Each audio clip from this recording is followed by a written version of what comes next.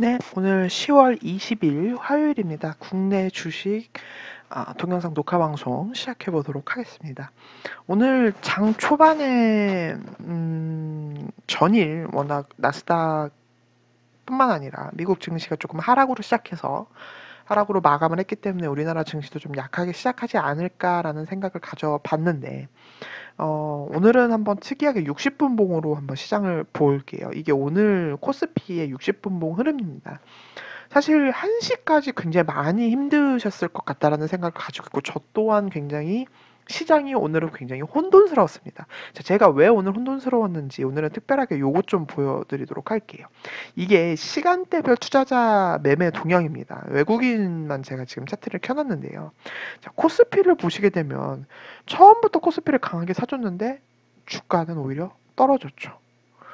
그리고 코스닥 같은 경우에도 처음에 꽤 좋았는데 자 과연 코스닥도 한번 60분 봉으로 봐보도록 할게요. 코스닥도 마찬가지로 굉장히 하락을 많이 했습니다. 장중에 뭐 마이너스 1.99%까지 가는 걸 제가 봤던 것 같아요. 그래서 오늘이 사실 일봉으로 보게 되면 오늘 코스닥 같은 경우는 일봉으로 보게 되면은 지금 음봉이 뭐 이 음봉들은 옆으로 움직이는 음봉이 있으니까 이 앞에 거 두 개는 무시한다고 하더라도 음봉이 하나, 둘, 셋, 넷, 다섯, 여섯 개째 나오는 아, 장이었고 이걸 다 합치게 되면 음봉만 7개나 나오는 장이어서 오늘까지 음봉이 나오게 된다면은 8개째 음봉인데 이러한 경우에서는 굉장히 드문 경우거든요. 보통 우리가 음봉이 6개 정도가 나오게 되면 그 다음에는 의례것, 소위 말하는 우리가 그 자주 얘기하는 기술적 반등이라는 표현을 써서 기술적 반등을 좀 보여주는 흐름이 나왔어야 되는데 또 5일선과 요 빨간 선이 5일선인데 5일선과 이격도 굉장히 많이 벌어져 있고 뭐 이런 것들을 생각해 보면은 조금 장중에 많이 속상했어요. 음목이 나왔을 때. 와, 그러면 이거 시장이 도대체 어디까지 밀린다는 말이지? 라는 생각을 저도 좀 많이 했었고, 어디서 저가 매수를 해야 되지? 라는 생각도 좀 많이 했었습니다. 제가 VIP분들이나 구독자분들에게 신규 매수하지 마시라고, 그리고 물도 타지 마시라고 말씀을 드렸어요. 계속. 이날 5일선 처음 깨던 날부터 시작해서 요 두 날에 걸쳐서 굉장히 강력하게 말씀을 드렸어요. 이날이 10월 13일이고 10월 14일이었죠. 아니나 다를까 시장은 반등 없이 계속 속절없이 떨어졌습니다. 떨어지고 제가 뭐라고 말씀드렸냐면 파생하시는 분들, 특히 ELW 하시는 저희 VIP 분들이나 또 이 방송을 보고 계신 분들은 파생에 집중해달라. 하락에 베팅해서 돈 벌 수 있는 건 물론 인버스도 있지만 우리가 인버스는 정말 코로나 때처럼 쭉 떨어져줘야 큰 돈 벌 수 있는 거지. 데이 트레이닝이 조금 힘든 섹션이잖아요. 그래서 ELW 풋 같은 거를 조금 매수를 하셔서 해지를 좀 해주셔라라고 말씀을 드렸습니다. ELW 풋을 처음부터 사신 분들은 조금 매일매일 재미를 보셨을 거예요. 전날부터. 근데 풋도 제가 나중에 설명드리겠지만 뭐 그렇게 속 시원히 가진 않았습니다만 그래도 주식을 갖고 있는 것보다는 이럴 때 ELW에서 매일매일 수익을 낼 수 있으셔서 아마 어, 꽤 괜찮은 꽤 괜찮은 하루에 그래도 꾸준하게 뭐 적게는 3%, 많게는 10% 정도까지는 매일매일 벌 수 있는 장이 아니었나라는 생각을 가지고 있습니다. 여튼 그래서 오늘 정말 다행히도 양봉이 나와줬고 더더군다나 망치형 양봉이 나와줬어요. 그래서 내일까지는 적어도 기술적 반등이 더 이어져야 되지 않나라는 생각을 가지고 있고 어, 제일 좋은 건 사실 5일선 위로 올라타는 흐름이 제일 좋은데 사실 그것까지 바라지는 않고 그래도 5일선을 좀 터치해주는 흐름 정도는 꼭 나와줬으면 좋겠다라는 어, 바람이 있습니다. 내일 장을 또 다시 한번 그건 봐야 될 것 같고요. 여튼 장중 굉장히 움직임이 힘들었어요. 왜냐면 수급과 지수가 연동이 되지 않았기 때문에 굉장히 보기가 힘든 장이었습니다. 특히 오늘 장이 굉장히 난이도 별 5개 기준 별 5개짜리 난이도로 좀 힘든 장이었고요. 여튼 장을 마치고 나서 보니까 외국인이 거래소, 코스닥, 선물 모두 매수해 주었습니다. 기간도 거래소 같은 경우에서는 코스피 같은 경우에는 매수를 해줬지만 코스닥에서 선물해서 여전히 매도고 개인은 모든 포지션을 다 매도하는 모습을 보여줬네요. 오늘 동시순 매수를 조금 살펴보고 싶습니다.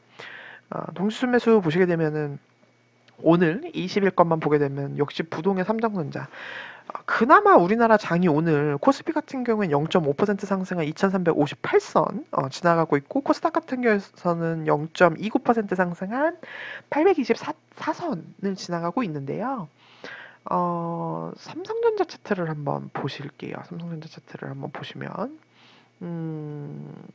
잠시만요. 삼성전자 일봉 차트입니다. 일봉 차트인데 보시게 되면은 코로나 저점을 찍고 나서, 제가 누누이 말씀드리면 코로나 저점을 찍고 나서 누누이 말씀드립니다만 그렇게 재밌는 주식은 절대 아니었죠. 재밌는 주식은 아니었지만 여튼 꾸역꾸역 추세적인 상승은 지켜내고 있습니까? 지켜내고 있지 못하고 있습니까? 지켜내고 있습니다. 보시면 큰 그림으로 61선 위는 계속 찍어주면서 반등해주면서 상승하고 있어요. 그리고 고점도 여튼 계속 올리고는 있습니다. 그렇기 때문에 삼성전자 추세적 상승이 가능할 것이라고 보여지고요. 지금 반도체 전문 애널리스트의 보고서들을 제가 굉장히 집중해서 읽고 있는데, 그 이유 중에 하나가 이제 과연 가장 그 화두가 되는 것은 디램 가격이 과연 4분기에 정말 바닥을 찍어줄 것인가. 그것이 삼성전자 투자 포인트뿐만 아니라 삼성전자 밑에 단에 있는 중소형 반도체주들을 과연 저가 매수가 들어가야 하는 것인가, 들어가지 말아야 하는 것인가, 아직은 건들 때가 아닌가 맞는가에 대한 판단을 하기 위해서는 디램 가격이 지금 바닥권을 형성했는지, 이제 반등만 남은 것인지, 아니면 옆으로 더 움직이거나 혹은 더 빠져야 하는지, 그것에 대한 고민을 굉장히 제가 많이 하고 있습니다. 현재로서는 저는 4분기에 저점을 형성할 것이라는 것에 무게를 좀 두고 있고요. 그래서 삼성전자뿐만이 아니라 디램 관련된 반도체 주식들을 이제는 조금씩 슬슬 볼 때가 됐다라는 생각을 가지고 있고요.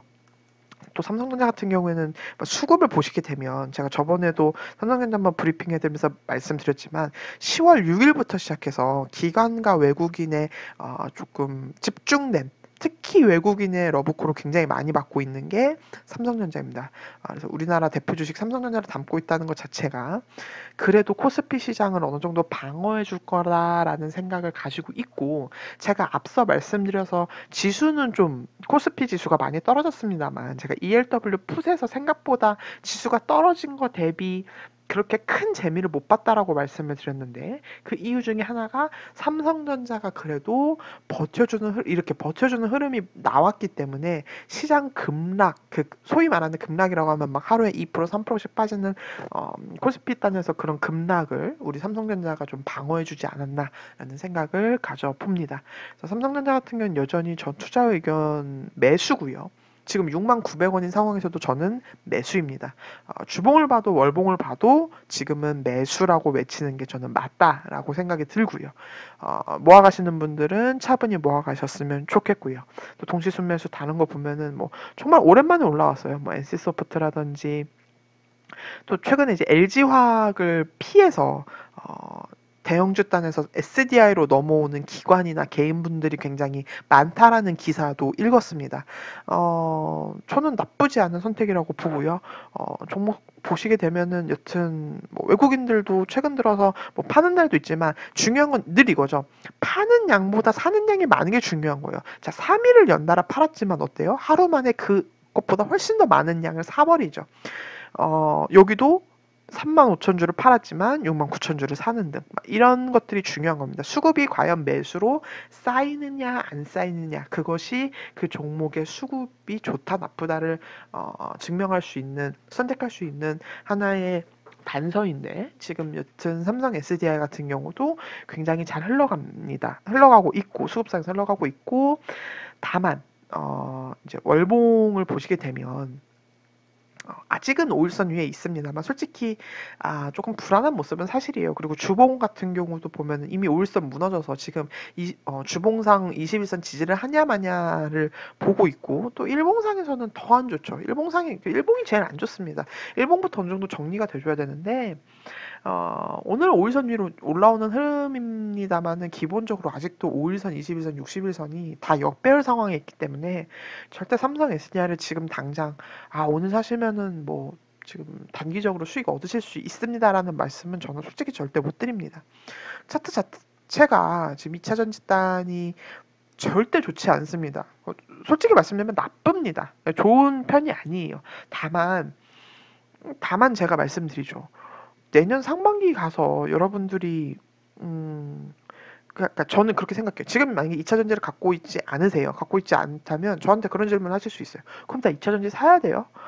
제 대답은요. 때가 되면 사십시오. 라고 말씀드리고 싶어요. 왜냐? 저는 참고로 2차 전지를 많이 갖고 있어요. 제 펀드도 많이 가지고 있고 VIP 분들에게도 사드렸습니다. 근데 사드리고 나서 지금 당연히 손실이 났죠. 왜냐면 2차 전지 주식들이 지금 다 박살난 거 여러분들도 알고 계실 거예요. 박살이라는 표현보다는 가격 조정을 많이 거치고 있죠. 근데도 물론 회원님들한테는 죄송합니다. 왜냐면 계좌에 당장 마이너스가 찍혔으니까 죄송한 건 너무 죄송한 거죠. 그렇지만 그렇다고 해서 제가 그 2차 전지들을 손절하고 다른 걸로 간다든지 혹은 이거 물려서 영원히 나오기 힘들겠는데 라는 생각은 정말 추호도 해본 적이 없어요. 정말 0.1%도 그런 생각은 해본 적이 없습니다. 그 말은 결국은 세상은 전기차로 바뀌어가고 세상은 자율주행으로 바뀌어가고 세상은 전기차 수소차로 바뀌어가는 이 와중에 전 그냥 과도기라고 생각할 뿐이에요. 그 과도기에서 어떤 과도기? 그냥 주가의 과도기라고 생각합니다.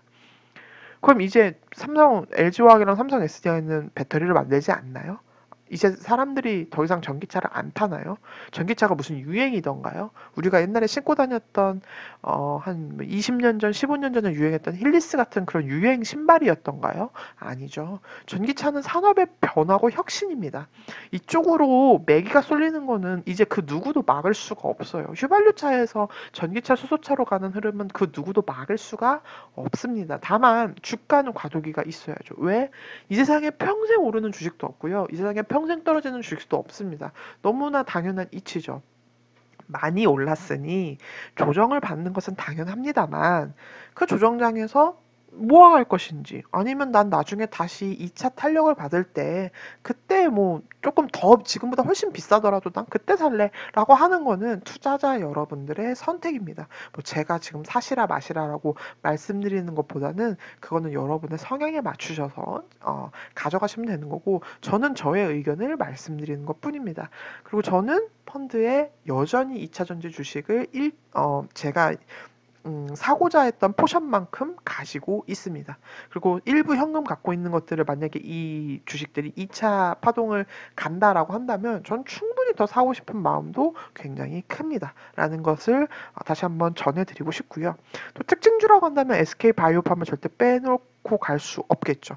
일단 최근 들어서 뭐 미래에셋 대우도 그렇고 여기저기 BBIG 펀드들이 많이 BBIG ETF 뭐 펀드 이런 것들을 굉장히 많이 운용합니다. 그리고 조금 있을 MSCI 우리나라 코스닥 150에 분명히 뭐 어떤 애널리스트 분들은 그렇게 표현하더라고요. 99.9% 들어간다. 저도 뭐 거의 큰 이변이 있지 않는 이상 SK바이오팜은 MSCI 지수에 들어갈 텐데 그렇게 된다면은 일정 자금이 반드시 SK바이오팜에 들어와야 되는 것은 그 누구도 부인할 수 없겠죠. 그러는 와중에 5일선 타고 올라가고 있고 아마 내일쯤이면 5일선과 일봉상에서 5일선과 21선 골든이 날 것이라고 보여지고 있습니다.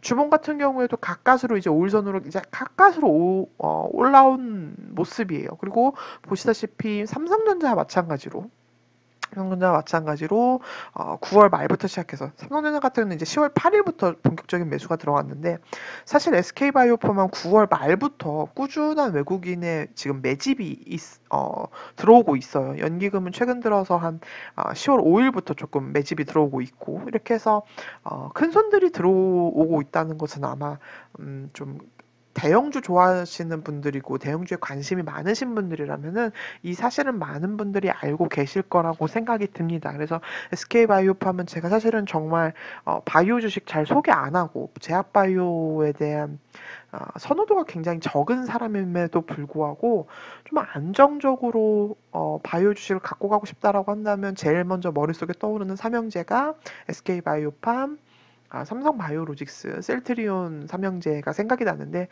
그 중에서 저는 SK바이오팜을 좀 긍정적으로 여러 가지 면에서 좀 긍정적으로 보고 있다는 말씀까지 전해드립니다.